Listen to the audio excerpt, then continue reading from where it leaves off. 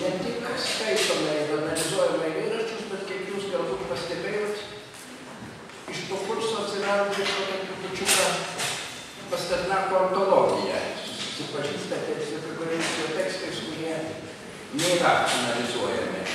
Ir su lietuviškais vertimais. Ir jeigu šiandien tiks laiko, bet gal ką nors paskaitysiu, nes man pačiam tai toks mėgiamas darbas. Na, o dabar kalbėsiu, dar pakartosiu šiek tiek tai, apie ką kalbėjau Antanas. Na, ėmėme nuo eilėraščius, iš jų buvo matyti, kaip Pasternako atveju painiai santykiauja tekstas ir subtekstas. Tai buvo matyti ir per ankstesnes paskaitas, bet čia galbūt ypatingai. Pasternakas paima subtekstą, tai yra kažkokią anksčiau parašytą tekstą, ir jį, kaip toks vieno tarpo madingas terminas, dekonstruoja. Pagamina jo negatyvą, apverčia, invertuoja. Nu, jo eilėraštis Liepos audra apverčia arba invertuoja chrestomatinį Kiučevo eilėraštį Pavasario audra. Tokia eilėraštį, kurį žino kiekvienas rusų moksleivis ir mes, kurie dar mokėme sovietinėje mokykloje, ir jį žinojome atmintinai. Ir keičiasi tenai visur, beveik visur keičiami, taip sakant, pliusai į minusus, minusai į pliusus. Pirmiausia, metras lieka tas pats, bet keičiasi dėmavimo schema, jau netgi tokiame grynai techninėme lygmenyje.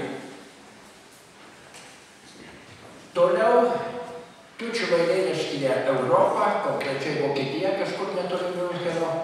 Tas tiesiai eilėraštyje nepasakyta, bet tą galima suprasti, žinant Kiučevo biografiją ir skaitant tą eilėraščių peizažą, kuris yra tikrai nerusiškas. Sakiau, kad gegužės pradžioje Rusijoje audrų paprastai nebūna, o prie Miuncheno būna. Ten Kiučevas tarnavo, buvo diplomatas. Tiesa, paskui pametė diplomatinius šifrus, kas yra absoliutus skandalas diplomatinėje tarnyboje, ir turėjo tos tarnybos pasišalinti. Na, vietoje pavasario atsiranda Liepa, atsiranda vietoje gana apibendrinto peizažo, atsiranda konkretus peizažas ir konkretus periodas, būtent Pirmojo pasaulinio karo pradžia. Kiučevas vaizduoja pačią audrą, o Pasternakas daugiausiai jos laukimą, jos tokį lėtą brendimą. Ir priešina eilėraštyje buities statiką visatos dinamikai. Toji statiška buitis, vasarvietės buitis, sakiau, kad tai ne kieno kito, bet Jurgio Baltrušaičio vasarvietė vaizduojama, jį gauna neigiamų konotacijų, kas Pasternako kūryboje toli gražu ne visada atsitinka. Šiaip jis mėgsta tą vasarvietės buitį. Sakiau, kad eilėraštyje buitis aprašoma naudojant anatominį medicininį kodą, tokias senas susijusios su anatomija ir medicina. O audra naudojant karinį kodą, senas susijusios su karu, su karo mokslu. Na, vėlgi, skirtumas tarp Kiučevo ir Pasternako tai, kad Kiučevas naudoja žodį graža audra, o Pasternakas iš viso praleidžia eilėraštyje ir tik tai duoda fonetinės užuominas į tą žodį. Grūdica, būriuotis, GR, grįžt, GRZ, graužti ir panašiai. Sakiau, kad net tokį įdomų atvejį turime ten, kur Kiučevas kalba apie auksą, Pasternakas kalba apie sidabrą. Norėtųsi, nors tai tikriausiai grynas supratimas, susijęti tai su aukso ir sidabro amžiumi. Kiučevas aukso amžiaus poetas, tradiciškai taip vadinamas Pasternakas sidabro amžius. Bet kada eilėraštis buvo rašomas, sidabro amžiaus sąvokos praktiškai dar nebuvo, jį išsirutuliojo vėliau. Omri Rolenas, vienas iš žymių vakarų slavistų, net siūlė vadinti tą sidabro amžių platinos amžių, kad jis geresnis net ir už auksą. Įdomiausia, kas yra, ką mes pamatome tuos du eilėraščius pasidėję greta, kad jie vienodai sukomponuoti. Yra peizažinė dalis ir mitologinė dalis. Bet Pasternako eilėraštis lygiai 2 kartus ilgesnis. Ir peizažinė dalis 2 kartus ilgesnė, ne 3 strofos, o 6, ir mitologinė 2 kartus ilgesnė. Ne vienas posmas, ne viena strofa, bet 2. Mitologinėje dalyje pasirodo, abiejų poetų tekstuose pasirodo jauna moteriška gyvybė, bet skirtinga. Tučivui tai Hebe, Dzeuso dukra, kuri nešioja dievams nektarą ir ambroziją, dieviškai maistą ir gėrimą. Pasternakui tai greičiau Meduza Gorgona iš mito apie Persėjų, kuri savo žvilgsniu paverčia žmogų į akmenį.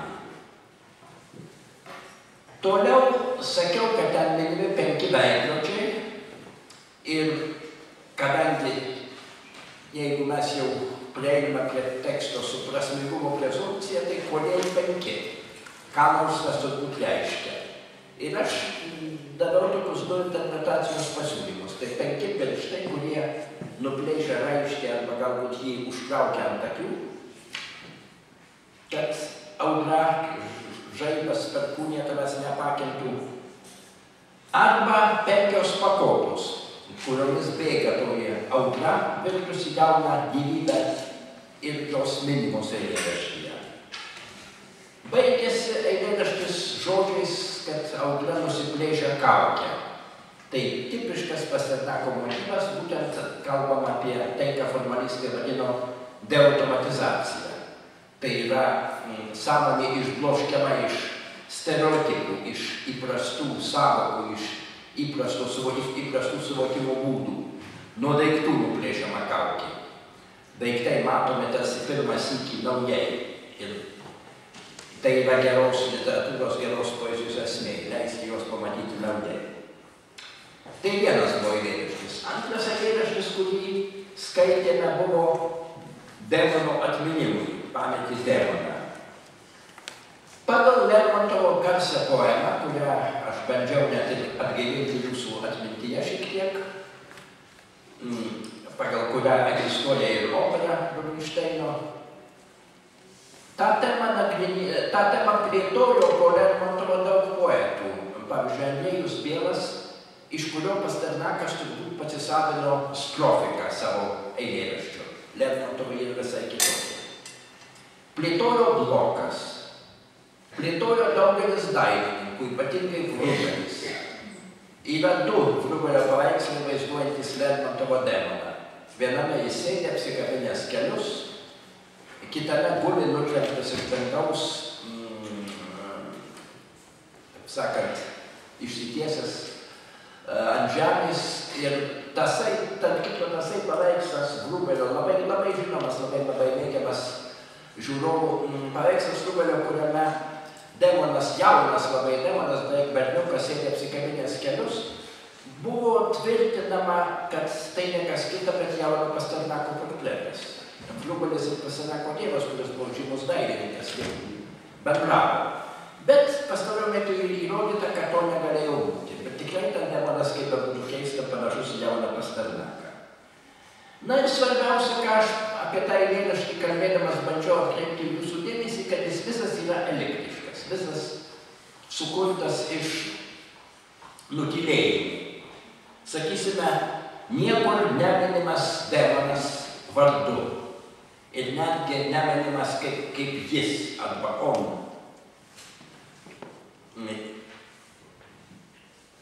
Žodžiu sakant, subjektas iš eilėraščio pašalintas. Tiesiogiai nepaminėta taip pat ir herojė Tamara. Tik tai netiesioginiais linksniais arba pakeista kitais žodžiais. kunigaikštytė, draugė ir panašiai. Ir tokių elipsų yra daug. Netgi kada Pasternakas kalba, kad Lemanas nesunerdavo, čia kaip tik priešingai negu Fliugelio paveiksle, nesunerdavo iščaižytų branduotų, jis praleidžia žodį neaišku netgi kokį, sparnų arba rankų, veikiau rankų. Bet to viskas vėlgi yra tenai tas garsus sakinys Sverkanie valos valasachį, kad fosfor kirščeliai. Žibėjimas trūkinėjo plaukuose ir praleista plaukai, rusiškame originale, taip sakant, labiau akivaizdu, ir tarsi fosforas jie spragėjo. Nepasakyta plaukai, tarsi fosforas spragėjo. Žodžiu sakant, parema tą pagrindinį eilėraščio principą, kad ten viskas yra elektriška, viskas yra beveik viskas stengiamasi nutylėti, kiek tai įmanoma. Sakiau, kad fosforas tai irgi ne šiaip sau pagal prasmingumo prezumpciją, kadangi fosforus arba liucifer tai yra demonų vado vardas mitologijoje. Toliau visi Lermontovo siužetiniai motyvai irgi apverčiami, sakysime, Lermontovo poemoje Demonas ateina pas Tamarą, čia jisai pareina nuo Tamaros arba iš Tamaros namų. Arba Lermontovo poemoje jisai rauda, čia specialiai pasakyta, jis neraudojo. Vaikšto po Tamaros langu, jis nevaikšto po langu. Lermontovas vaizduoja sustingusią laviną poemos gale, o čia eilėraščio gale kalbama apie laviną, kuri po sekundės grius, įvyks griūtis. Na, pagaliau pasakiau dar ir tai, kad pirmasis žodis yra būtojo laiko veiksmažodis, prikadė, ateidavo arba pareidavo. Paskutinysis žodis yra būsimojo laiko veiksmažodis, vėliausia, sugrįšiu. Tarp tų žodžių visas eilėraščio tūris išsidėsto, o esamojo laiko eilėraščiai nėra visai. Tai dar vienas, taip sakant, to eliptiško komponavimo pavyzdys. Ir sakiau, kad tai atitinka Pasternako tokį, kaip čia pasakius, principą, jis stengiasi vaizduoti subjektyvumą be subjekto. Subjektas yra ištirpęs pasaulyje, yra ištirpęs visatoje, gamtoje gamtoje. Na ir, kaip matote, abiem atvejais tie pirminiai tekstai, subtekstai, nuo kurių Pasternakas atsistumia, yra perkeisti iš pagrindų ir būtent tokiu principu kaip pozityvas ir negatyvas. O dabar skaitysime dar du tekstus. Šį kartą Pasternako ir taip pat Lermontovo.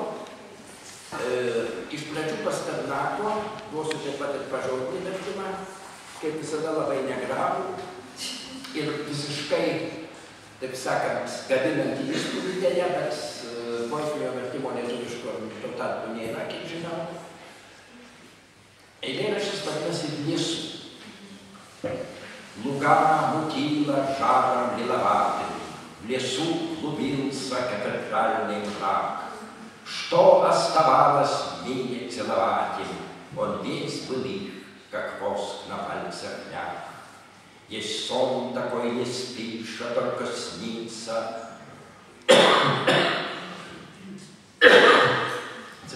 Что жаждешь сна, что дремлет человек, которому сквозь сон полят ресницы, два черных солнца, бьющих из-под век.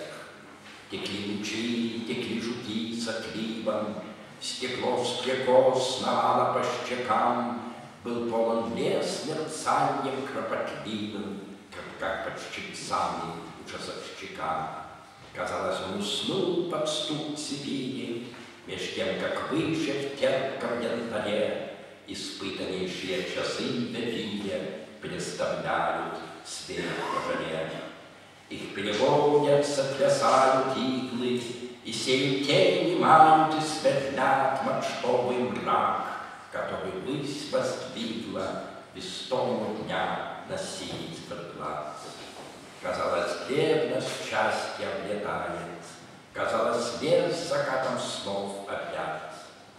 Счастливые часов не наблюдают, но те вдвоем, казалось, только спят. Gražus eilėraštis, nieko nepasakysiu, o lietuviškai kiek blogiau. Pievas grumsti violetiniai kaikra, miške tarsi katedroj kamuoliais virto tamsuma. Kągi daugiau pasaulyje jiems beliko bučiuoti. Jis, tai yra pasaulis, visas buvo jų, lyg vaškas tirpo tarp pirštų. Esama tokio sapno, nemėgėjo tik sapnuoji, kad trokšti miego, kad snaudžia žmogus, kuriam pro miegą svilina blakstienas, dvi juodos saulės krykštančios iš pamokų. Tekėjo spinduliai, tekėjo vabalų blizgesys, laužikų stiklas plaukė skruostais, miškas buvo pilnas kruopštaus mirgesio, tarsi po laikrodininko replėmis ar repliukėmis. Rodys jis užmigo nuo skaitmenų tiksėjimo, o tuo tarpu aukščiau aitriame gintare. Daug sykių išbandytą laikrodį Edelyje pasuka, sutikrinę pagal kaitrą, suka jo rodykles, virpina spyglius ir sėja šešėlius, ir vargina, ir gręžia stiebų tamsumą pakėlėtą į viršų, į dienos tingulį, į mėlyną ciferblatą. Rodėsi byra senovinė laimė, rodėsi pasaulį apglėmė sapnų saulėlydis, mišką apglėmė sapnų saulėlydis. Laimingieji į laikrodžius nežiūri, bet anie dviese rodėsi tik viena. Nu, turbūt suprantame, apie ką eina kalba apie dviejų meilužių susitikimą miške. O antrasis eilėraštis visiškai kita tema, bet irgi su dviem meilužiais. Lermontovo, turbūt daugam žinomas, jis irgi nepaprastai populiarus eilėraštis, vienas iš pačių populiariausių mūsų ir gal net pasauliniai poezijoje. Полнебный жар в долине Дагестана свинцом в груди лежал недвижим я, глубоко ли еще дымилась рана, по капле кровь точилась моя. Лежала линья на песке долины, уступы скал теснились кругом, и солнце жгло их желтые вершины, и жгло меня, но спал я мертвым сном.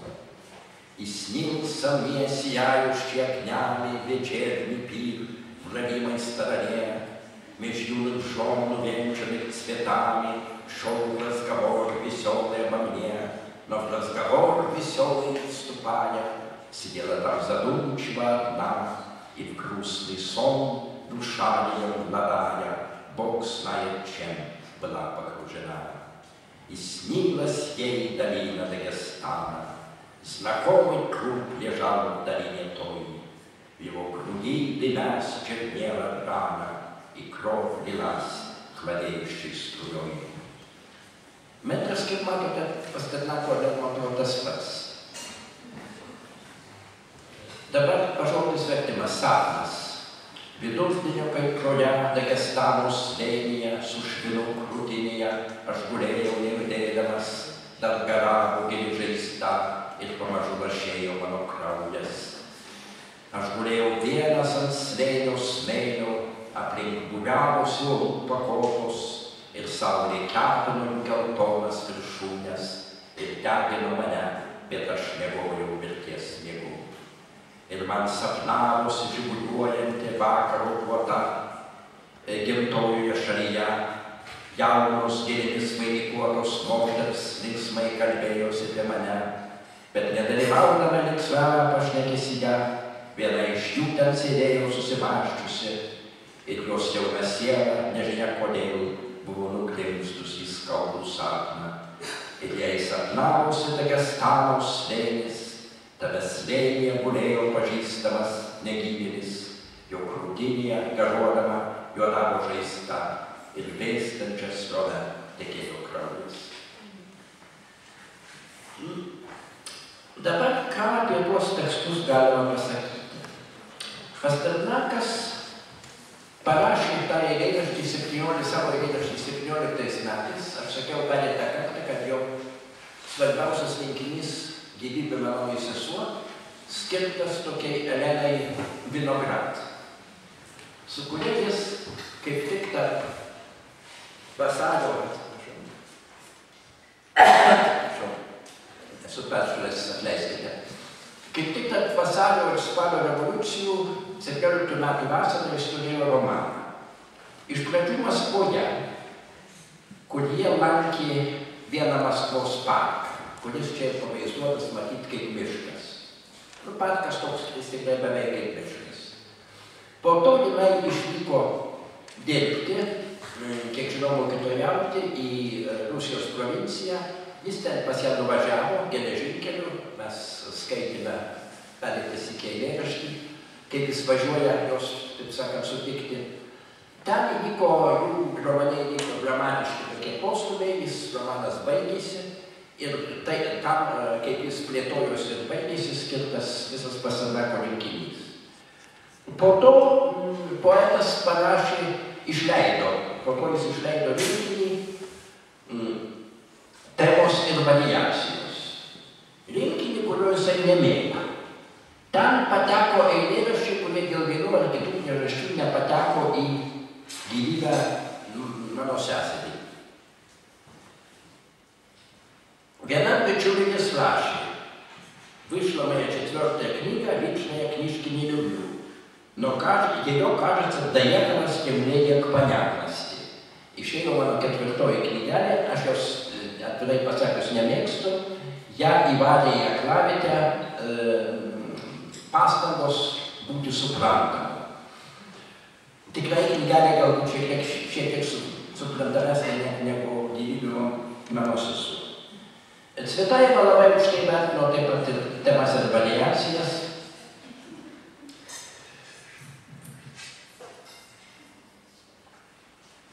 Bet ir dažnai sakoma, kad jeigu Gyvybė manoji sesuo skirta Lermontovui, ką rodo jos epikletas, eilėraštis Demono atminimui, tai temos ir variacijos labiau susijusios su Puškinu, nebe su Lermontovu.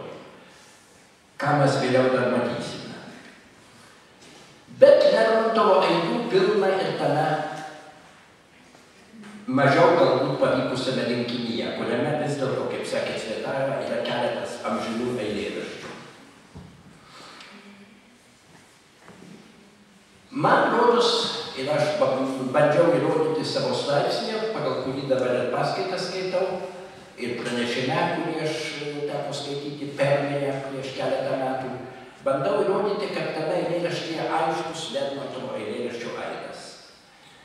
Atrodo, kad taip gali pasirodyti, kad tai pritempta. Nors sutampa metras ir sutampa sapno tema arba miego tema, eilėraščiai visiškai priešingo tonalumo, priešingo tono. O taip pat ir priešingos prasmės. Lermontovas rašo apie mirtį dykumoje. Apie tai, kad mylintieji yra toli vienas nuo kito. Rašo apie tragediją. Pasternakas rašo apie gyvenimą gyvoje, dinamiškoje, judrioje, tekančioje gamtoje. Apie tai, kad mylintieji yra drauge. Apie tai, kad jie pergyvena laimės akimirkas. O kaip vadinasi tas tekstas, pagal kurį jūs sakote? Kieno tekstas? Jūsų sakėte, jūs dabar naudojatės tuo tekstu. Straipsnis vadinasi, jis yra įtrauktas į mano knygą Savesėtnikė Dagalių, vadinasi Пространство сна, Lermontovui Pasternak. Sapno erdvė arba miego erdvė, Lermontovas ir Pasternakas. Abu poetai, bet ypač Lermontovas žaidžia tuo dviprasmiškumu, mat mūsų kalboje son gali reikšti ir miegą ir sapną. Lietuvių kalboje yra du skirtingi žodžiai.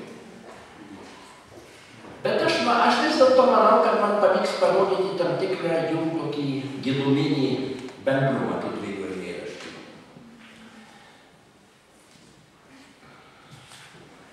Tarp kitko, Lermontovo eilėraštis atsispindėjo Pasternako kūryboje turbūt ne vieną sykį. Dar pačioje savo kūrybinio kelio pradžioje jis parašė eilėraštį Son, taip pat sutampantį su Lermontovu pagal metrą, bet ir pagal mirties motyvą. Ten yra ir mirties motyvas, yra kraujo motyvas. Заря из сада обдавала стекла кровавыми слезами сентября. Reiškia, aušra iš sodo apipylė langus kruvinomis rugsėjo ašaromis. Ir taip pat gyvenimo gale parašė labai garsų, daugelio labai mėgiamą ir gerai žinomą eilėraštį Avgust, rugpjūtis, kur kaip ir Lermontovas vaizduoja savo paties mirtį, būsimąją mirtį.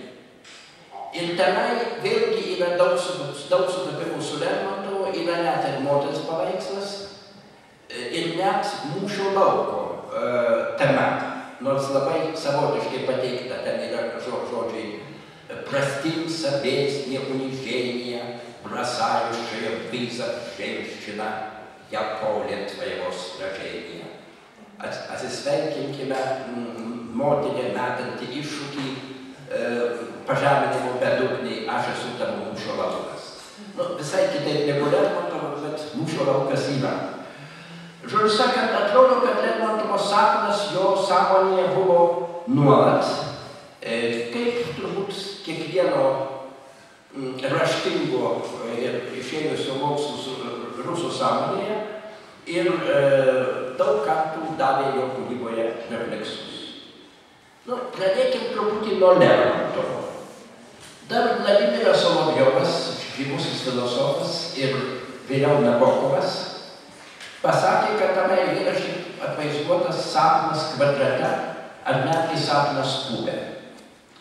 Tai yra, matyt, autorius arba, kaip kartais sakoma, lyginis herojus arba naratorius, matyt, sapnuoja savo paties agoniją Kaukazo kare.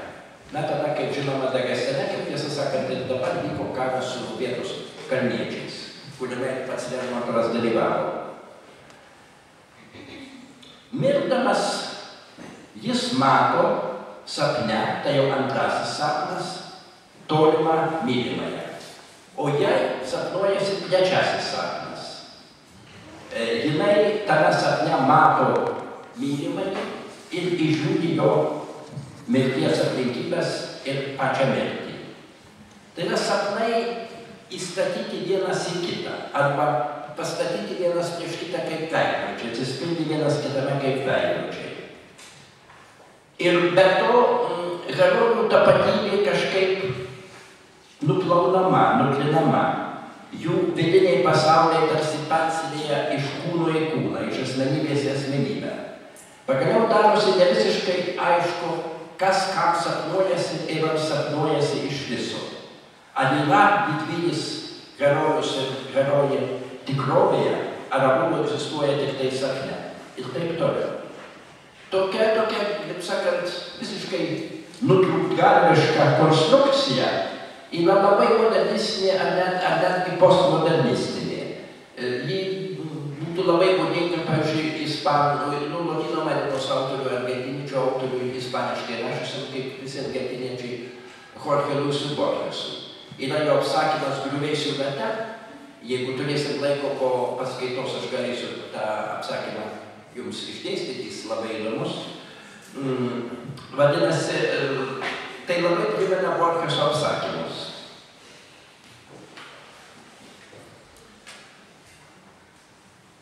Keletas momentų Lermontovo kūrinyje ne iš karto krinta į akis.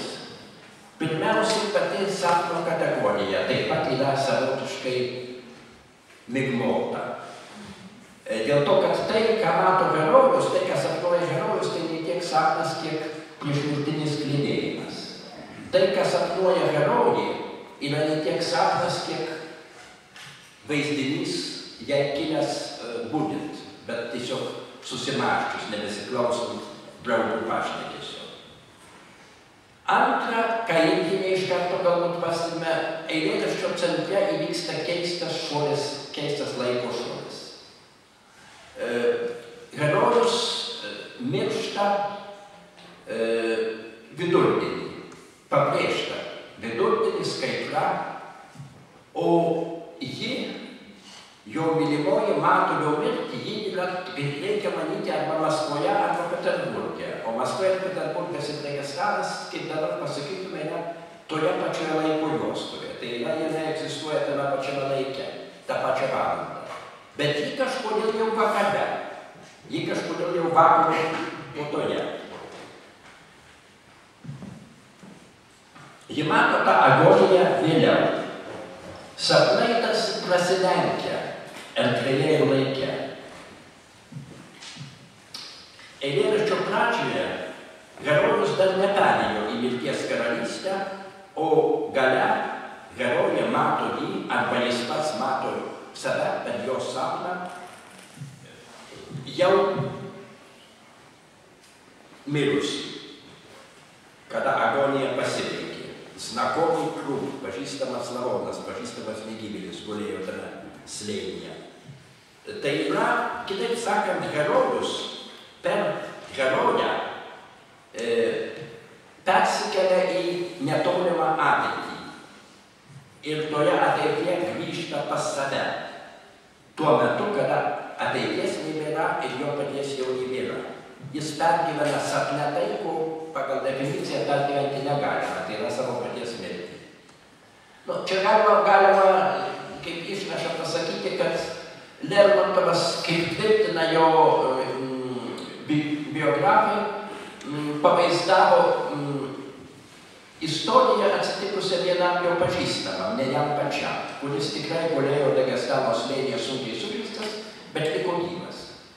Na, bet eilėraštyje jis nelieka gyvas, bent jau herojais sapne, nes viskas dvejinasi, viskas neaišku, viskas tarp ties realybės ir nerealybės riba. Abu herojai susilieja į vieną dvasios pasaulyje, bet išorinėme pasaulyje jie toli vienas nuo kito. Ir tai Lermontovas tai pabrėžia vartodamas žodį vienas. Ležal один не на песке давления. Aš turėjau vienas slėnio smėlyje, ant slėnio smėlio. Sėdėla tam zadrupčiuva одна. Ten sėdėjo susimažiusi viena. Žodžio aš, žodis aš, žinoma, įvairiais linksniais eilėraštyje sutinkamas 6 kartus. Pirmą kartą antrojoje eilutėje. Jis ten pabrėžtas, kadangi jis yra eilutės gale, eilutės pabaigoje, rimo pozicijoje. Ir pabrėžtas labai gilia inversija. Kadangi iš tikrųjų, jeigu mes duotume normalią žodžių tvarką, tai eilėraštis turėtų prasidėti nuo žodžio aš, ja.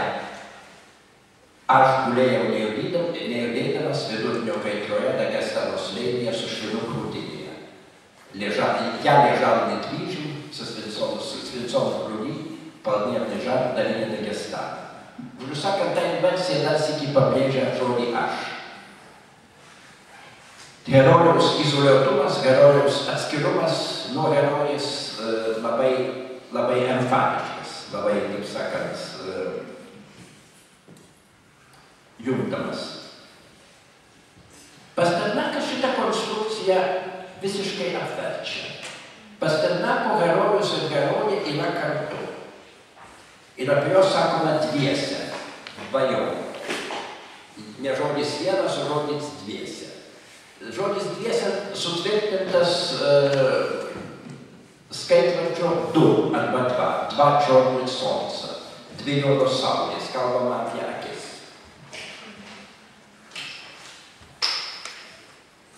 Jie nėra atskirti, mylintieji nėra atskirti vienas nuo kito, nei laikos srityje, nei erdvės srityje. griežto kontrasto uolota dykuma ir puota sostinėje, duodamas ramus, nors ir iškilmingas sakrališkas peizažas, Pamaskvės miškas. Vietoje agonijos duodama meilės ekstazė. Miškas Pasternako eilėraštyje iš esmės yra rojus, Edemas, o herojai yra savotiški Adomas ir Ieva. Subjektas, kaip paprastai Pasternako eilėraščiuose, pašalintas. Visame eilėraštyje nėra žodžio aš. Lermontovo jis labai pabrėžtas, Pasternako pašalintas. Nėra taip pat žodžių tu arba jie. Apie meilužius kalbama tik tai daugiskaita. Ir poetas juos tarsi žvelgia iš šalies.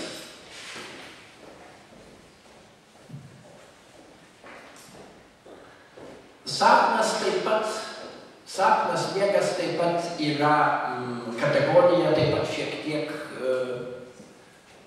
pakeista, bet kaip ir Lermontovo ji ne visiškai aiški. Ji šiek tiek miglota. Tai tokia palaiminga būsena, beveik nesąmoninga būsena, kur nėra jokių aiškių sapnavimo požymių, sapno motyvų.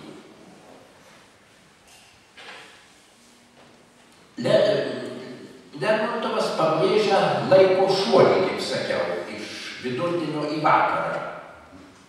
Pasternakas irgi pabrėžia laiko judėjimą, bet čia nėra jokio šuolio. Pasirodo kiti motyvai. Neskubiai einantis laikrodis, pabrėžiama, kad laikas matuojamas, kalbama apie skaitmenis, apie ciferblatą. Kažkokia aukštesnė jėga veikia tą laiko judėjimą, perstato rodykles, reiškia pasuka laikrodį, apie tai daug kalbama, bet diena labai lėtai, neskubiai, taip sakant, glotniai pereina į saulėlydį.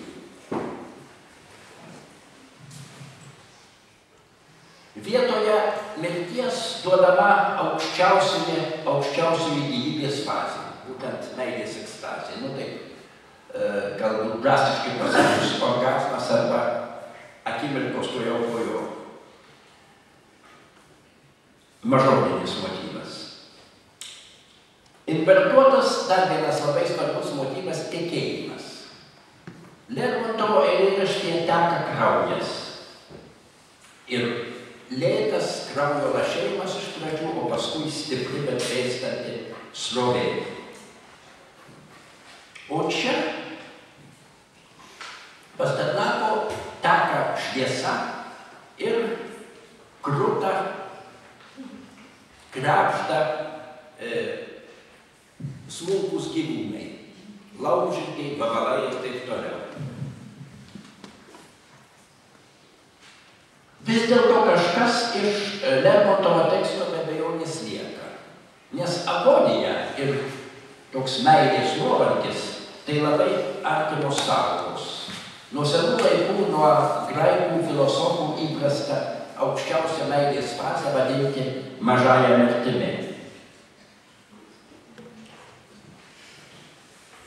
Ir čia ir ten mes turime reikalus su kažkokiu išėjimu už savo paties ribų, išėjimu į tam tikrą transcendentinę būseną. Be to ir dykuma arba slėnis Lermontovo eilėraštyje ir miškas Pasternako eilėraštyje tai yra vieno ir to paties archetipo variantai. Tai yra toji erdvė, kurioje paneigiamos įprastinės gyvenimo taisyklės. Toji erdvė, kuri paveikti kažkokios mitologinės taisyklės. Žinote, tautosakoje, pasakose herojus išeina į mišką ir susitinka įvairių tenai pavojingų miškų būtybių. Arba arabų pasakose herojus išeina į dykumą ir susitinka tenai pavojingų dykumos būtybių. Tai yra toji kitapus, toji antroji erdvė.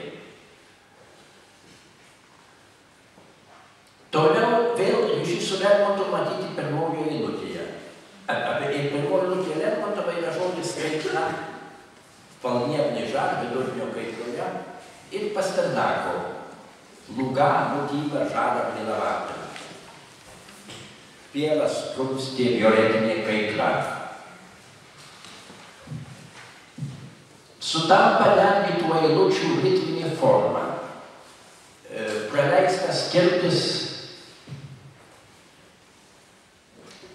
ketvirtosios pėdos kirtis. Artimas jų garsinis sąstatas, jų garsinė sandara. tą galima parodyti, kirčiuotas A, taip pat aliteracija L, D ir taip toliau. Palnievnai žar dalinė Dagestana. Pasternako vietoj yra taip pat yra L aliteracija, bet jinai jau nesu D dalinama, bet su MN, Lugano, Kyla, Žaram, Vilavatui.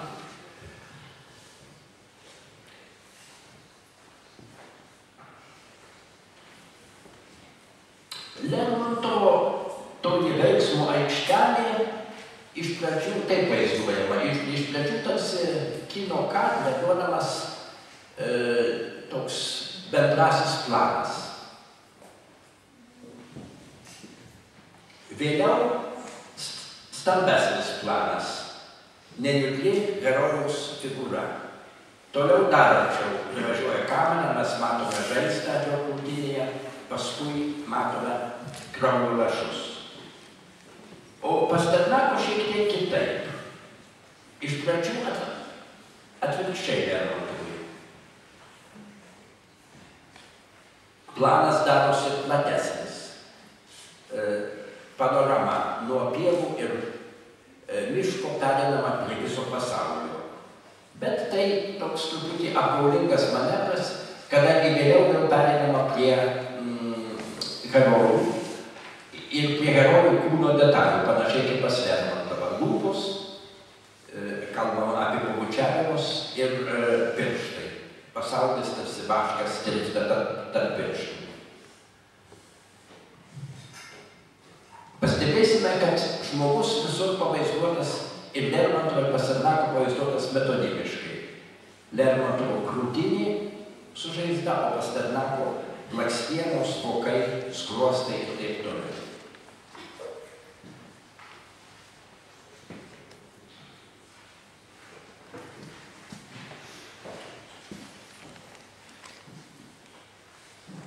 Lermontovo erdvė orientuota vertikaliai. Eina kalba apie uolų pakopas, apie saulę danguje ir apie slėnį apačioje. Ir saulė yra mediatorius, tarpininkas, kadangi jinai sujungia viršų ir apačią, jinai apšviečia ir uolų pakopas ir slėnį su jame gulinčiu mirštančiu žmogumi. Pasternako orientacija vėlgi kitokia, priešinga. Priešpriešė pagal horizontalį, tarp pievų ir miško.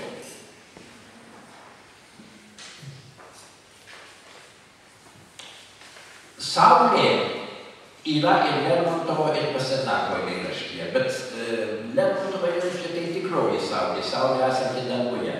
Čia senovinis mitologinis įvaizdis juodoji saulė. Dvi juodos saulės krykštančios iš po vokų, sutapatintos su akimis. Juodoji saulė,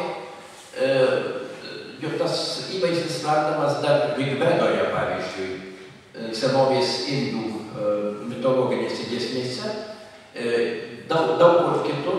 Lietuvių kultūroje galėtume pastebėti, pavyzdžiui, Čiurlionio paveikslą Juodoji saulė. Ir daug kur kitur. Tai yra, taip sakant, pasikartojantis motyvas, turintis labai didelę mitologinę gelmę. Tos dvi juodos saulės, kurios kykšta iš po vokų, irgi yra tarpininkai, bet jau ne tarp viršaus ir apačios, bet tarp vidinio žmogaus pasaulio ir išorinio, ir supančių žmogų pasaulio.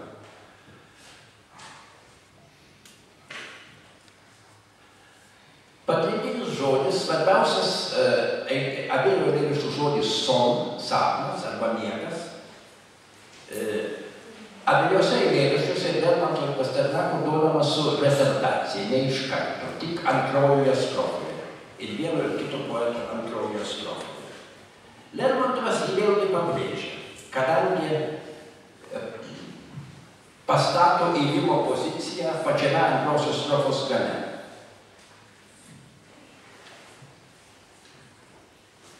Taip pat prideda prie jo sustiprinti prasmę veiksmažodį, spalų ir miegojimų ir niūrų epitetą, mörkų snu. Taip čia mirusių sapnų. Pasternako irgi pastebėtina, kad jis tą žodį įvairiais būdais stengiasi pabrėžti. Bet kitaip. Pirmiausiai, strofos pradžioje, vėl inversija, su egzistenciniu veiksmažodžiu esama tokio sapno, jest son takoj. Ir kadangi abu meilužiai yra sąmonės ir pasąmonės, miego ir budėjimo, sapno ir nesapno lygoje, Pasternakas perteikia tą būseną labai sudėtingą frazę, labai supainiotą frazę, fantastiškai supainiotą, vėl aš sakyčiau, borgesiškai supainiotą frazę. Есть сон такой, не спишь, а только снится, что жаждешь сна, что дневный человек, которому сквозь сон палят ресницы, два черных солнца, žinoma, солнце и сон siejasi fonetinėme lygmenyje ir taip pat abiejų poetų eilėraščiuose. Žodžiu sakant, nemiegi, bet tau kažkas sapnuojasi. Tau sapnuojasi, kad tu nori miego. Paskui, kad snaučia žmogus, kuriam pro miegą svilina blakstienas be juodos saulės. Taip sakant, miegas tai atsiranda, tai išnyksta. Visą laiką kaitaliojasi pliusas ir minusas.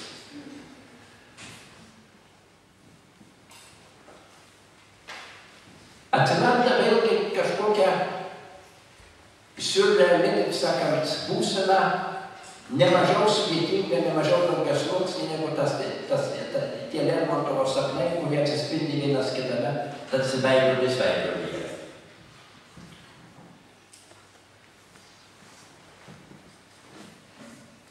Lermontovas parengia žodį sapnas, dar žymiai anksčiau, negu tas žodis pasirodo. Svincom, su švinu, svincom krūdį, su švinu krūtinėje. Tuose žodžiuose svincom jau yra visos žodžio son fonemos.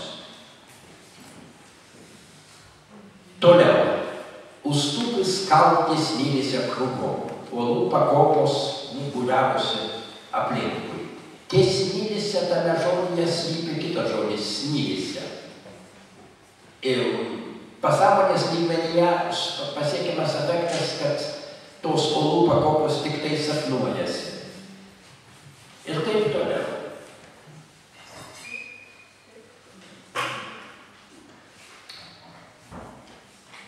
Pasternako eilėraštyje daug daugiau žodžių susijusių su miegojimo ir sapnavimu. Iš viso reikia pasakyti, kad tie žodžiai patys dažniausiai priklauso prie pačių dažniausių jo dažnuminėme žodyne. Pats dažniausias Pasternako veiksmažodis, tai yra apskaičiuota keliose jo rinkiniuose, yra veiksmažodis pat, miegoti. Daugybė tokių išreiškimų, kaip pavyzdžiui, į Fata Morganą liubimąją spyt. Atsimenat, mes perėtas į kitą eilėraštį skaitėme ir mylimoji miega kaip Fata Morgana. Arba spí carica spárty rána ještě sydoježďo. Miegok spártos karalienė, dar anksti, dar vėlai. Žodis son, sapnas arba miegas Pasternako dažnuminėme žodynų nėra pats dažniausias, bet pats dažniausias yra natūraliai su juo susijęs žodis naktis.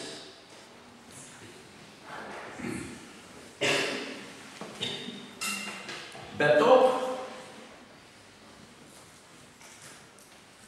Pasternako eilėraštyje irgi žodis son randa aidą daugybėje kitų žodžių.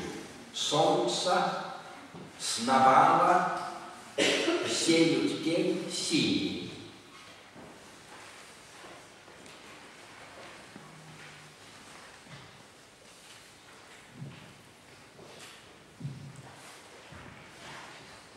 Kaip sakiau, Pasternako laikas, skirtingai negu Lermontovo, teka be šuolių, teka lėtai ir glaudžiai. Ir tai pabrėžiama labai subtiliomis priemonėmis. Sakysim, imkime šitą eilutę. Tiekly, lūkšy, tiekly, žūky, zakvyba. Tekėjo spinduliai, tekėjo vabalų blizgesys. Arba blizgesys vabalai. Kaip? O, tada turim čia klaidą, neturiu. Ačiū.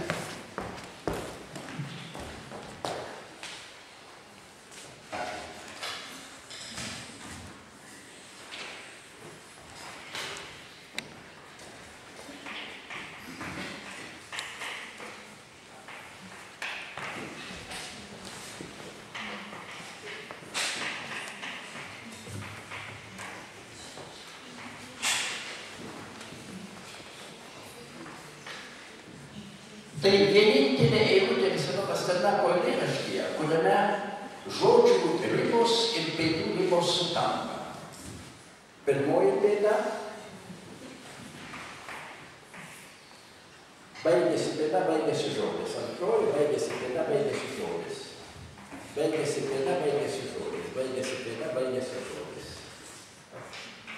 Na, čia dar pridedamas vienas nekirčiuotas tėvo paskui gale. Tai sukuria tiksėjimo efektą, kurį palaiko ir fonetika. Teka, teka.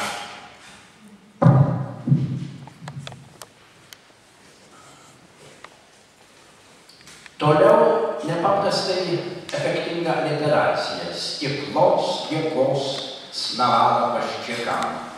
Laužytų stiklas, zulio arba plaukės skruostais.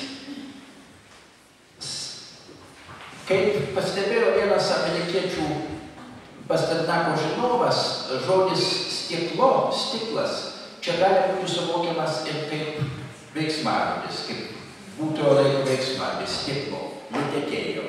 Tasai laužytų stiklas nutekėjo skruostais.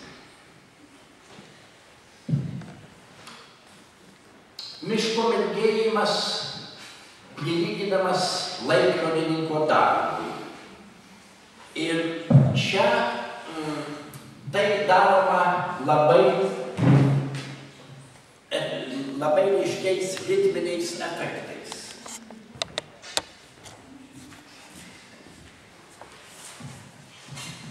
Как подщипсали учатся пщикать. Kaip atrodo eilutė? Как подщипсали учатся пщикать.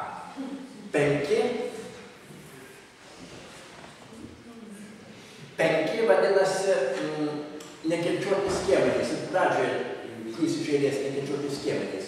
Tuo tarpu, kai turėtų būti čia kirtis, bet jų nėra, jie praleisti, specialiai praleisti. Испытаннейшие часы в эфире, испытаннейшие часы в эфире. Irgi penki nekirčiuoti skiemenys. Переставляю сферик пожалея. Переставляю сферик пожалея. Irgi eilė nekirčiuotų skiemenų. Laikas kažkaip tarsi stabtelė, tarsi pakimba, tarsi galbūt dėl to, kad laikrodis taisomas, laikrodis stabdomas trumpam laikui.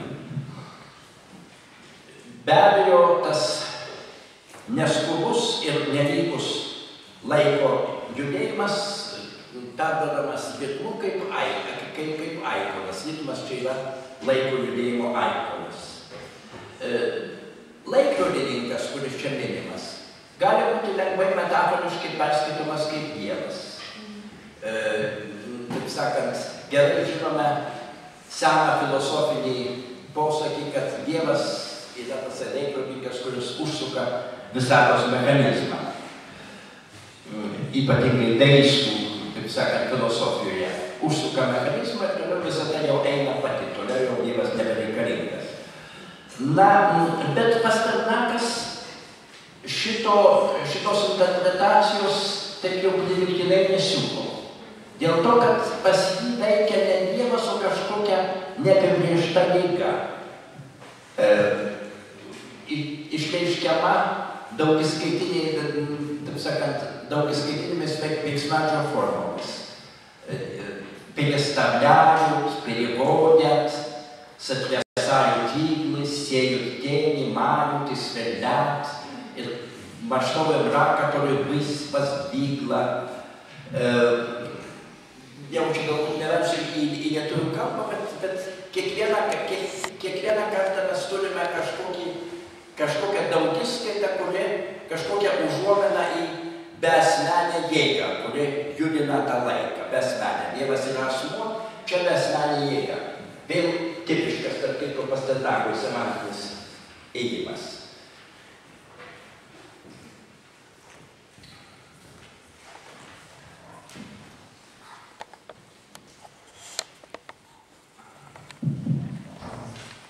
Tokia, sakyčiau, visatos subjektyvumas, o subjekto nėra. Visata veikia kaip subjektas, o subjekto nėra. Žodis «эфир» испытаннейшие часы в эфире представляют. Пасука daug sykių išbandyta laikrodį eteryje. Eteris, kaip žinoma, gali reikšti, šiuo atveju gali reikšti, pavyzdžiui, dangaus mėlynę. Dangaus mėlynėje juda saulė, kitaip sakant, tarsi pasukamas laikrodis. Eteris pagal tokį senamadišką fizikų įsivaizdavimą buvo medžiaga pripildanti visatą. Bet eterį galima suprasti ir kitaip, kaip vaistą, kaip medicininį tokį dalyką, kaip narkotiką, kadangi įsimylėjimai yra tarsi narkozės būsenoje. Na ir pagaliau, visos šitos tiesioginės ir apverstos citatos iš Lermontovo, kurių yra pilna eilėraštyje, kaip aš tikiuosi parodžiau, yra implicitinės, tai jas ne iš karto gali pastebėti, jų reikia specialiai ieškoti. Viena citata yra eksplicitinė, tai yra tiesioginė. Tiesiog citata, kur gali paimti į kabutes ir bus svetimas posakis. Reiškia, ne tavo, bet kito poeto. Счастливые часов не наблюдают. Laimingieji į laikrodžius nežiūri, galima taip būtų išversti. Tai citata tiesa ne iš Lermontovo, bet iš jo amžininko, kiek vyresnio amžininko Gribojedovo, iš jo komedijos Vargas dėl proto. Į tai mūsų kultūra tai nuvirtę priežodžių, kaip daugelis Gribojedovo posakių ir, taip sakant, kartojama labai įvairiomis progomis. Bet aš dirstelėjau į Gribojedovo komediją ir pastebėjau, kad čia reikalai daug sudėtingesni. Kad čia ne šiaip sau paimtas toks jau kliševertės priežodis, bet kad Pasternakas tikrai turi omenyje Gribojedovo komedijos tą sceną su visomis jos detalėmis. Kokia yra pirmoji Vargo dėl proto scena? Turbūt nedaug kas atsimena. Galiu papasakoti. Reiškia, veiksmas vyksta tokio Maskvos aristokrato Famosovo namuose. Jo dukra Sofija užsidariusi savo miegamajame su, gal nebūtinai net meilužiu, bet jai, taip sakant, jai asistuojančiu asmeniu Molčaitė, kuris yra Famosovo sekretorius. Na, kad jų meilės susitikimo niekas netrukdytų, tarnaitė Liza, vadinasi, saugo juos, sėdi fotelėje scenos viduryje ir miega, tarp kitko miega. Jie nemiega, jie groja fleitą ir fortepijonu, toks labai palyginti nekaltas laiko praleidimas, bet vis dėlto jauna mergina su asistuojančiu jaunuoliu užsidarę atskirame kambaryje, tai bent jau tiems laikams yra absoliučiai nepatogi neleistina situacija. Ir štai ateina Famoso, ateina Sofijos tėvas ir Molčatino darbdavys. Nu ir prasideda. Prasideda veiksmus nuo to, kad tarnaitė Liza atsibunda. Sako apie tai, kad ji jau seniai norėjo miegoti ir tik dabar nusnūdo. Toliau Famosovas atėjęs klausia, ar miega mano dukra. Į tai Liza atsako, u dievošek są utliniai taktom. Mergaičių rytinis sapnas, rytinis miegas toks subtilus. Ir taip toliau. Be to, jinai pasuka laikrodį. Ir čia tas labai įdomu. Vėlgi, Pasternako eilėraštyje pasuka laikrodį, tai yra judinas kažkas, judina saulę dangumi, o čia pasuka patį tikriausią laikrodį. Kad įsimylėjėliai išgirdę laikrodžio mušimą atsibustų. Nu, taip sakant, suprastų, kad jiems laikas skirtis ir slėptis. Ir Liza kartoja 7, 8, 9. Vėlgi skaitmenys, apie kurios kalba Pasternakas. Ir galbūt netgi tiksėjimo garsas. Žodžiu sakant, Gribojėdovo siužetas Pasternako sąmonėje egzistavo visas savo visumas, kaip organiška visuma, o ne kaip šiaip sau ištrauktas iš teksto vienas sakinys, virtęs priežodžiu. Eilėraštyje šiek tiek atsispindi ne tik Lermontovas, bet ir Gribojėdovo komedijos pirmoji scena. Na, toliau galbūt jau gilintis ir nebeverta, dar aš čia duodu įvairią statistiką. Sakysime, įdomu, kad daiktavardžių kiekis Pasternako ir Lermontovo daiktavardžių procentas. Kiekis, žinoma, skirtingas, kadangi Lermontovo eilėraštis trumpesnis.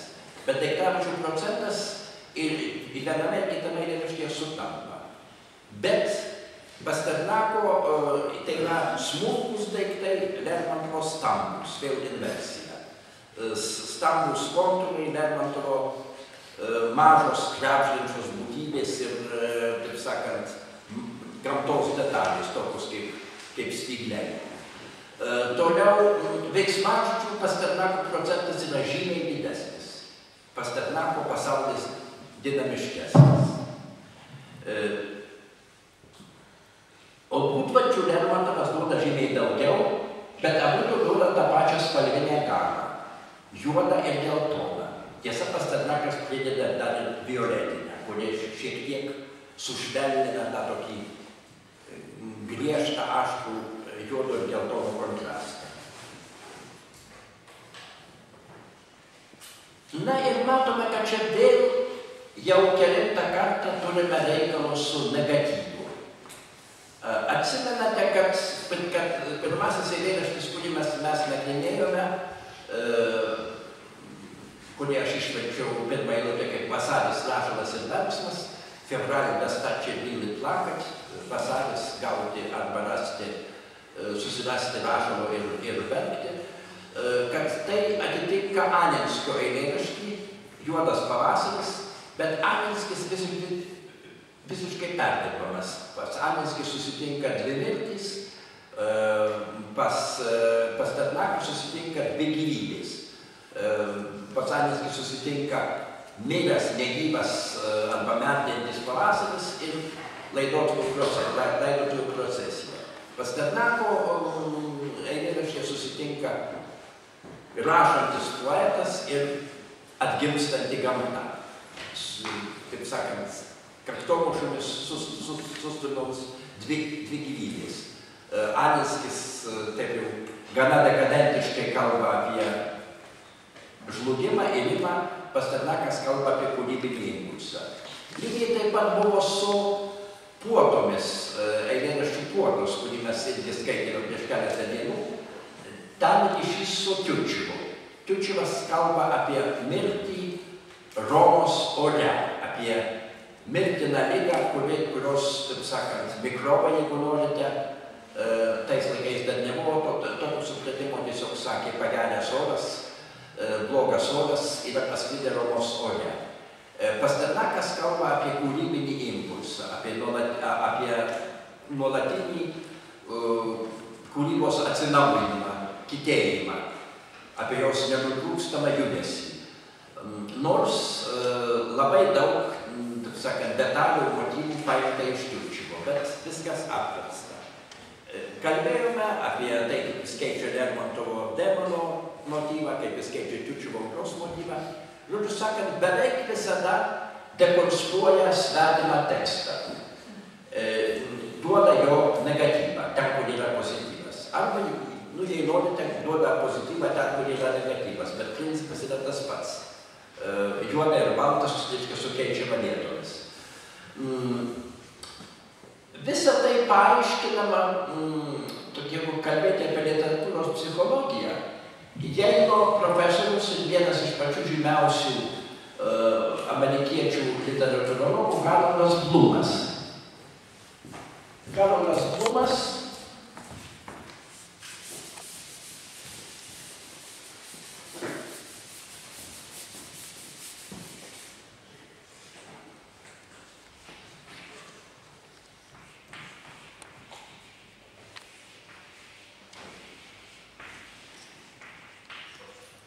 dar tebėra gyvas, nors jau labai senas, jį dar gali sutikti Niuheimerio gatvėse ir dar gali pasikviesti jį papietauti.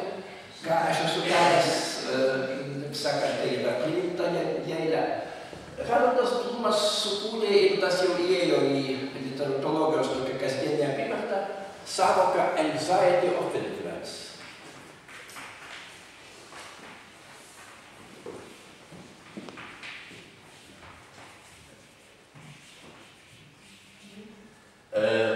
Kitaip sakant, įtakos baimė, galėtume taip išversti. Anxiety yra daug veikiau toks nerimas, bet galima sakyti įtakos baimė. Arba įtakos vengimas galų gale net galima versti. Kitaip sakant, jisai sako maždaug štai ką, kad menki poetai pasiduoda didelių poetų įtakai. Dideli poetai irgi tą įtaką neišvengiamai patiria, bet jie nuo jos bėga. Jie, taip sakant, daro viską, ką galėdami, dažnai nesąmoningai, dažniausiai nesąmoningai, kad, taip sakant, užgesintų tą įtaką, ją kažkaip principiškai transformuotų, kad būtų originalūs, kad būtų saviti.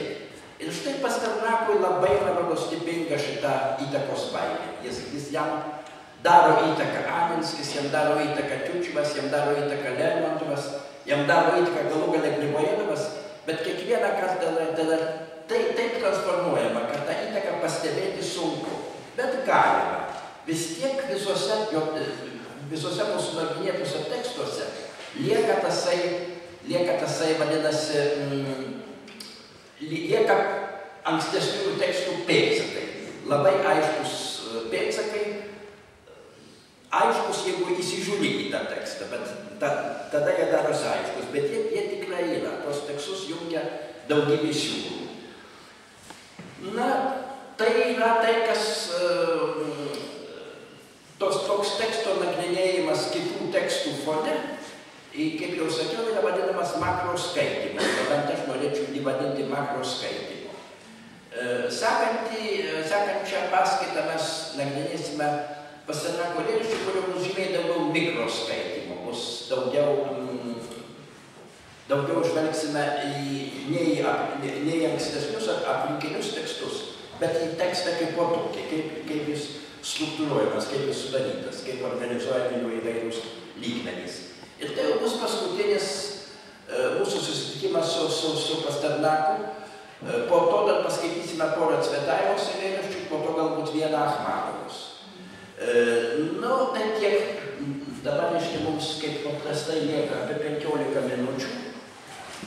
Galiu mielai paskaityti Pasternako eilėraščių, kad truputį tą sausoką ir dėstymą, kuris man galbūt dėl šoko tokio negalavimo nelabai lengvai šiandien ir sekėsi, kad truputį jį jums atgaivinčiau jūsų sąmonę, o galiu taip pat ir atsakyti į klausimus, jeigu bus tokių klausimų.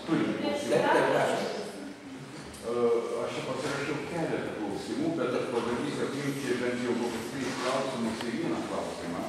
Kai mes kalbame apie keistą laiko šuolį, jūs dar paminite, kad tai yra šuolis laike, tai yra erdvė ir laike. Kitas, dar bandu, kas yra laikas, tada aš noriu pasiklausti, kiek tas laiko sąvoka ir šuolis į erdvę ir kitą, kiek liečia Oskarą Milašius, tą mistinį laiką. Taip, apie ką Oskaras Milašius rašė, taip, savo. Čia vienas klausimas. Ir kitas klausimas, tai būtų, bandysiu apimti irgi 3 klausimus. Graikų meilės mirtis ir siurrealizmo sąvoka, kas tai yra poezijoje, reiškia. Tai man tai tokie yra klausimai, kurie labai abejotinai kaip skamba. Abejotinai skamba kas būtent? Graikų meilės mirties ir siurrealizmo sąvoka poezijoje. Ir kokia sąvoka? Siurrealizmo. Taip. Tai man čia tokie du klausimai, kurie tokie... Aš bandysiu atsakyti. Na kągi, laikas iš viso yra gana mistiškas daiktas, taip sakant, į kurį nagrinėdami nusilauždavo kojas, taip sakant, dažnai filosofai. Ir Šventas Augustinas yra pasakęs, kad aš labai gerai žinau, kas yra laikas, kol aš apie jį negalvoju. Kai pradedu galvoti, aš nieko nebesuprantu. Nieko nebežinau, reiškia, apie laiką. Poetai nagrinėja tą laiko sąvoką įvairiais poetiniais būdais, bandydami galbūt užčiuopti ir tą nesuvokiamą į žodžius netelpančią transcendentinę laiko esmę. Bando ir Lermontovas, ir Pasternakas, bet abu savaip. Lermontovo tas šuolis yra keistokas dėl to, kad sapnai, herojaus sapnas, mirštančio herojaus sapnas arba priešmirtinis klėdėjimas Dagestano slėnyje ir herojės sapnas, ar tiksliau pasakius, įsivaizdavimas, svajonė, galbūt haliucinacija, jeigu norime. Atsimenu, mes čia prieš kurį laiką kalbėjau apie tas haliucinacijas. Baliaus sportos salėje. Jie prasilenkia laike. Jie vyksta skirtingų laikų. Herojai tarsi yra, herojaus požiūriu herojai yra tarsi ateityje. Herojus mato jos sapne savo netolimą ateitį. Kitaip sakant, savo mirtį, kada ateitis kaip po tokia išnyks ir jis pats išnyks. Be abejonės čia esama tam tikrų mistinių transcendentinių elementų, bet mistinis elementas yra tas, kad jų asmenybės persilieja viena į kitą, kad jų asmenybės savaip sutampa. Faktiškai netgi nebesiskiria. Pasternakas tą laiko judėjimą perteikia kitaip, jo laikas juda lėtai, glotniai, bet vis dėlto su tam tikrais pertrūkiais, kurie perduodami tais ritmo keistokiais efektais. Bet irgi, taip sakant, dėl siurrealizmo. Siurrealizmas yra tai, kad yra, siurrealizmas pabrėžia pasąmonės vaidmenį ir kūryboje, ir iš viso pasaulio suvokime. Kaip žinoma, jie labai daug turėjo referencijų į Freudą, labai rėmėsi Freudu. Siurrealizmas. Čia yra, ir Lermontovo pasako eilėraštyje yra nemažai to, vadinasi, pasąmonės elemento, būtent tasai asmenybių išnykimas, persinimas vienos į kitą, nusiklynimas, pačios sapno savokos kažkoks išklynimas savotiškas arba transformacija. Visą tai turi kai kurių siurrealizmo bruožų. O palaukit, koks antrasis buvo klausimas? Tai čia buvo laikas, tas mistinis, tas laikas ir siurrealizmo ten. Du klausimai tokie. Bet dar kažkaip, tad Oskaro Milašiaus siurrealizmo, tad kažkaip. Ai, graikų. Graikų. Matote, graikai tvirtino, tai netvirtino, bet tiesiog Graikijoje aukščiausiai meilės fazė, aukščiausiai meilės būsena, arba drastiškai sakant, orgasmas buvo vadinamas mažąja mirtimi. Žmogus išeina už savo ligų, lygiai taip pat, kaip jis išeina už savo ligų mirties akimirką. Jisai, taip sakant, jo siela palieka kūną, bent trumpam laikui. Pavyzdį duotis. Nu, pavyzdį, žinot, man rodos, kad kiekvienas, kas pergyveno tam tikrus meilės momentus, žino, kad tai turi būti gana panašiai mirti. Mes nežinom, kaip atrodo mirtis, bet žmogus būna taip, kad žmogus tarsi netenka savo. Aš norėjau paklausti autorių. Man rodos, kad ir pas Platoną tą galima rasti. Ir aplamai Graikijoje tai buvo toks tarsi priežodis. Mažoji mirtis reiškia aukščiausią meilės ekstazės tašką, kada žmogus labai trumpam laikui tarsi netenka sąmonės. Tai šitą reiškia, tik šitą aš turiu omenyje. Ir jeigu Lermontovo herojus miršta, o Pasternako herojus pergyvena arba ką tik pergyveno tą aukščiausią meilės fazę ir herojai, tai yra faktiškai beveik vienas ir tas pats motyvas, jeigu turėsime omeny šitą dar graikų laikus, antikinius laikus, siekiantį prilyginimas, reiškia sugretinimą meilės ir mirties, Eroso ir Tanatos, jeigu norime. Tad kaip jau Nyčė kažką yra panašaus sakęs. Ir Freudas yra daug panašaus sakęs, juk Freudo visa, sakant, sistema sukasi aplink Eroso ir Tanatoso, tai yra meilės ir mirties, kažkokį sugretinimą, suartinimą. Gerai, daugiau klausimų? Griuvėsių ratas. Kaip sakote? Apie griuvėsių ratą. Apie ką? Apie griuvėsių ratą, gerai. Yra nuostabus Borgeso apsakymas, nežinau, ar kas yra griuvėsių ratas skaitęs. Aš jį savo metu buvau išvertęs ir išspausdinęs Pergalėje, dabartiniai metai vadinosi Pergalė. Siužetas yra toks. Kalba eina apie indų, tokį jogą.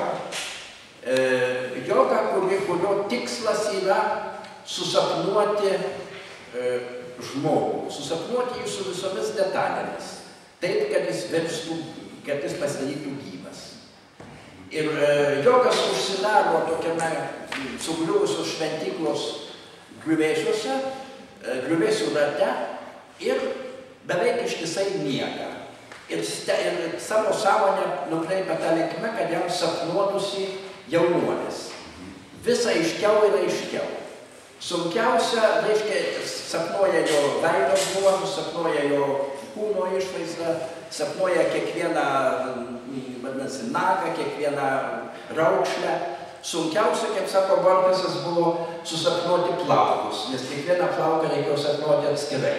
Ir tam jogas užtruko porą metų. Paskui jisai, jaunuolis tikrai atsiranda. Susapnuotas jaunuolis kažkaip pereina iš sapno į realybę. Jogas jam pradeda uždavinėti užduotis, kad jisai, sakysime, nueitų lyg artimiausius kalbos ir ten iškeltų vėliavą, ką jaunuolis ir daro. Pagaliau jogas supranta, kad jo gyvenimo tikslas pasiektas. Jisai sapno būdu sukūrė, išsapnavo gyvą asmenį. Ir čia prasideda girios gaisras. Džiunglės aplinkui tą šventyklą pradeda degti. Jogas galvoja, mano gyvenimo tikslas pasiektas, toliau man gyventi nebėra jokios prasmės, Aš lieku toje šventykloje, niekur neveiksiu, tegu ugnis mane praryja. Bet kada ugnis priartėja prie šventyklos, jinai nepaliečia Jobo kūno. Ir Jobas tega supranta, kad jis irgi yra tik sapnas, kad jis yra kažkieno kito susapnuotas. Gražus atsakymas, nieko nepasakysi. Ir būtent tas transcendentinė, taip sakant, jeigu norite, ir laiko sąvoka, su Oskaru Milašovu čia galima rasti kai kurių paralelių. Nors aš nesu didelis Oskaro Milašovo žinovas. Na, dar kokių nors klausimų? O jeigu jų nebus, tai aš paskaitysiu pono Danielėraštį Pasternako. Noriu perskaityti iš tų pačių, palaukit, tuoj surasiu.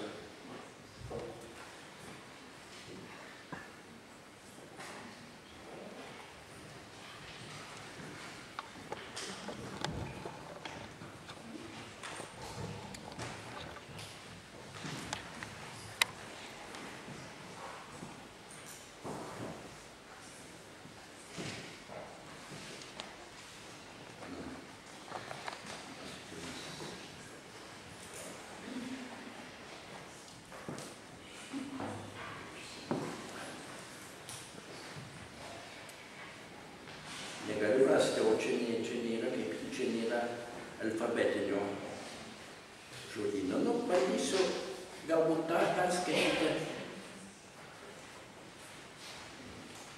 Bandysiu perskaityti eilėraštį, kuris vadinasi Определение поэзии, nes aš jį moku atmintinai. O lietuvišką vertimą čia turiu.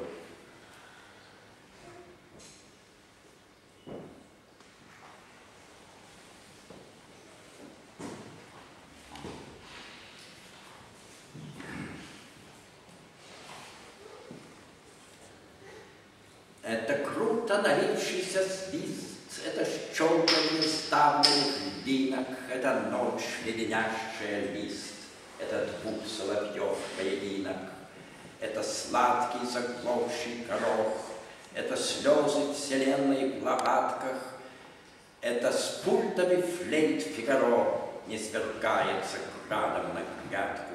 Все, что ночи так важно сыскать, на глубоких купаленных доньях и звезду донести до садка на трепещущих мокрых ладонях.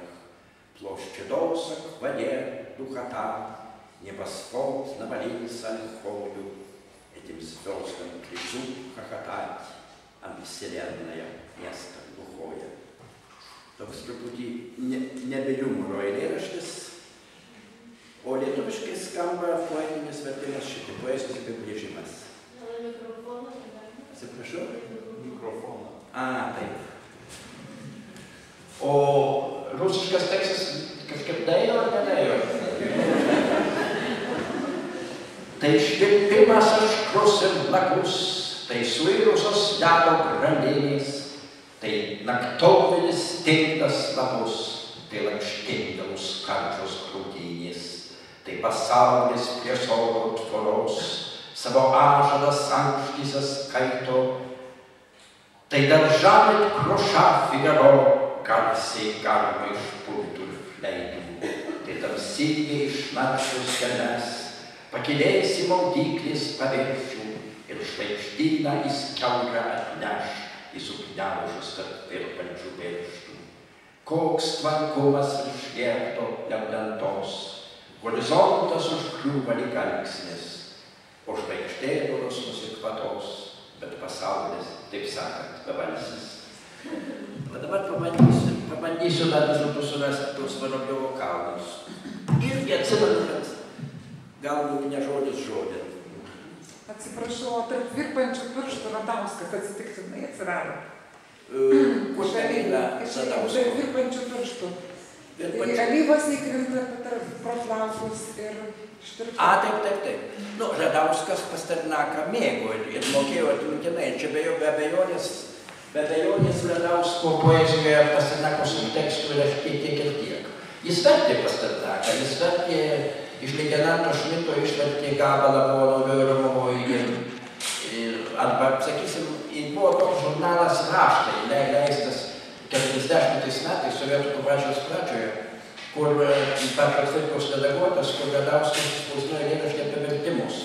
Ir ten cituoja ir nagrinėja Pasternako posmą gana taikliai ir gana kompetentingai. Kaip galėjau, matot, bet verčių čia jau gal aš iš Radausko pavogiau. Sakiau, kiekvienas tekstas iš kieno nors pavogtas. Tai yra tokia literatūros aksioma.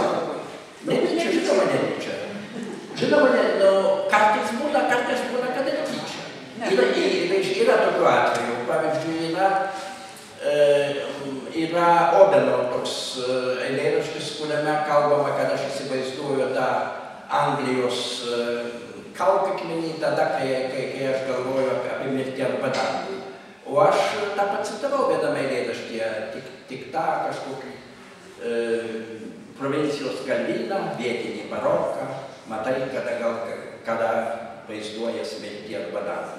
Tai yra tiesiog Odeno parafrazė. Arba kitas yra, vėlgi, atleiskit, kad kalbu apie savo paties patirtį, nesu nei Radauskas, nei Pasternakas, nei Odenas, bet vis dėlto šiek tiek toj srity dirbo. Ir galbūt tas gali ką nors, kaip sakant, ką nors paaiškinti. Yra, sakysim, mano toks eilėraštis apie griuvusius Niujorko dangoraižius, į kuriuos teroristai nukreipė lėktuvus ir žuvo labai daug žmonių. Ten dirbo vienu tarpu vienam mano pažįstam, bet ačiū Dievui per tą įvykį jau jinai tose bokštuose nebedirbo. Ir štai porą mėnesių po tų bokštų griuvimo, kai dar Niujorkas buvo kažkaip pilnas tų prisiminimų, to viso tvaiko, dar atrodė tos pačios dulkės, tad strajojo ore, reiškia, likusios iš bokštų ir iš žmonių. Aš nuvykau į Niujorką ir nuėjau į restoraną. Atsitiktinai nuėjau į restoraną ir sėdėdamas restorane ir gurkšnodamas vyną, staiga supratau, kad restoranas yra 52 gatvėje. O 52 gatvėje yra Odeno eilėraštis apie Antrojo pasaulinio karo pradžią. 39 metų rugsėjo 1 vadinasi eilėraštis. I sit and wound the dives on 52nd Street, uncertain and afraid. Sėdžiu vyno rūsy 52 gatvėj, neramus ir apsvaigęs. Ir reiškia, ir ta pati gatvė. Odenas sėdėjo galbūt net tam pačiam restorane, kai prasidėjo Antrasis pasaulinis karas. O dabar, kaip man atrodo, prasideda galbūt trečiasis. Ir nuo to prasidėjo eilėraštis ir Odeno eilėraštis mano tame tekste yra kelis kartus fiziškai akivaizdžiai cituojamas. Panašiai kaip Pasternakas cituoja Gribojedovą. Bet yra kažkokių necituojamų vietų, kurios galbūt atsispindėjo kai kuriuose kitose eilėraščio vietose. Na, sakau, dar bandysiu surasti.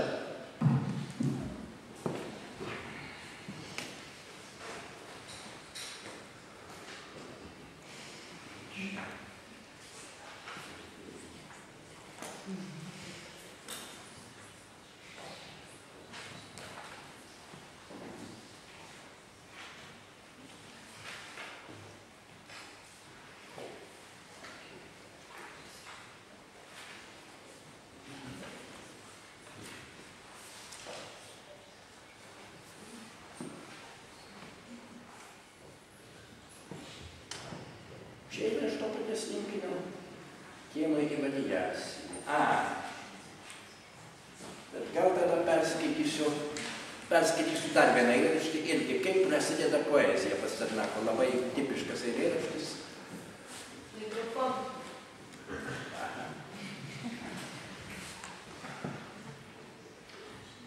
Так начинают года в 2 от мамки рвутся в тьму голодный, щебечут, свищут слова, являются в 3-м годе. Так начинают понимать, и в шуме пущенной турбины мерещится, что мать не мать, что ты не ты, что дом чужбина. Что делать в страшной красоте, висевшей на скамью сирени, когда и впрямь не красть детей, так подозрения, так свеют страхи, как он даст везде превысится ранее, когда Фауст, когда фантаст, так начинаются цыгане, так открываются поля поверх летней, где быть домам бы, внезапные, как вздох моря, так будут начинаться ямбы, так ночи летние ничком, упав во всы с мольбой, исполнся, грозят заре твоим зрачком, так задевают споры с солнцем, так начинают жить стихом. Kai štai 3 metų berniukas dar ne visai valdydamas žodį jau pradeda kažką kurti, kas vėliau taps poezija. O lietuviškai šitaip skamba. Ta irgi Romanovas Levauskas tą eilėraštį kažkodėl tai cituoja, o gal Aistis, neatsimenu, bet vienas iš jų, iš tų dviejų. Tarp pauklių pramušta galva, tamsių melodijų verpetas, mes čiulbam čiauškamo kalba, ateis tik tai 3 metais, tada garsus suprastimi ir jų turbiniai smalsavus, namai atrodo svetimi, o tu betėvis ir nesavas. Grožybė gąsdins versakais, ant suolo pulsa alyvų krūmas, o gal tai kūdikių vagis, ir taip užgimsta įtartumas, taip bręstas siaubas ir aukštų žvaigždžių pulkai negaili duoklis, nes tu fantastas, Faustas tu, ir taip prasideda klajoklis, taip tirpsta tvoros ir namai, taip marios plinta ir nustemba staigaus atodūsių gelmei, taip tariam pirmutinį jambą, akim grėsmingai didelėm, naktis lieps aušrai pasisaugok, maldaus įvyk ir klius žolėm, taip nebesutariam su saule, taip pradedam gyventi eilėm. Nu, tai tiek tuo tarpu.